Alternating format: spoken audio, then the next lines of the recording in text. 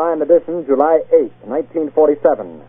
The Army Air Forces has announced that a flying disc has been found and is now in the possession of the Army. Army officers say the missile, found sometime last week, has been inspected at Roswell, New Mexico, and sent to Wright Field, Ohio, for further inspection. Late this afternoon, a bulletin from New Mexico suggested that the widely publicized mystery of the flying saucers may soon be solved. Anti-aircraft guns went into action against unidentified aircraft in the Los Angeles area shortly after 3 a.m. Pacific Wartime this morning. In Washington, ghost-like objects dart across the radar screen at the CAA Traffic Control Center at National Airport for several hours, traveling more than 100 miles an hour.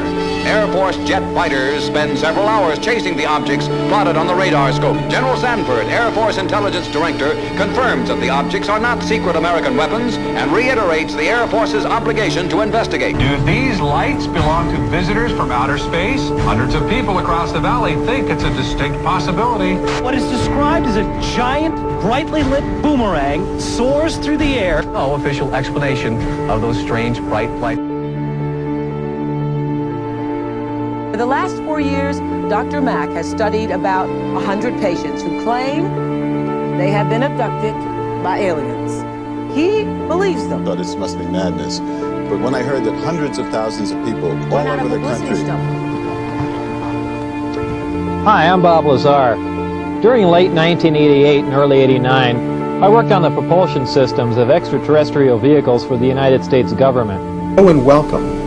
Our topic today is UFOs, and my guest, Dr. Jacques Vallée, is an expert in this area who during the past 20 years has written numerous books on the subject, including Challenge to Science.